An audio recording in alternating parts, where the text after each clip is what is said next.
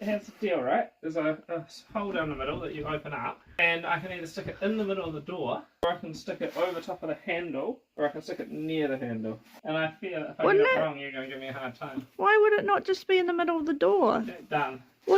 Done. What's the difference? That's okay. That was easy. I don't understand how that makes a difference. That's cool. All I needed was you to make the decision. I don't get in trouble if you don't like it. Okay. No, but... No, the middle would be right. Easiest for the dogs. There we go. Look at that. Like a pro. So, I haven't put up yet. Yeah, but like that time I didn't fix the block like an entire year. And then my brother was like, let's do it. And then it wasn't him, it was me that actually fixed it.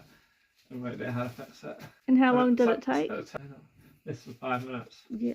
Like, so for the entire year that our main sink was blocked, I'd actually put any effort into it. I came to the conclusion that I might be a lazy hippie.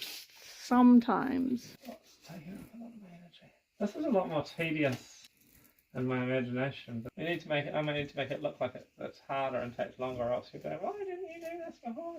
I love you.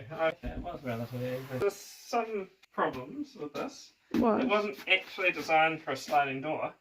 What? Yeah, no, it was designed for a normal door because the instructions tell you to stick all this to the wall, but there is no wall because there's a sliding door and you can't stick it to the wall because you imagine, look, you can't put a sticky thing here because the door's going to slide out. It's going to kind of trick the flies because they're going to think that's better than nothing, right? I guess. Let's find out. You can sit here with a clipboard and count the flies and see how many times.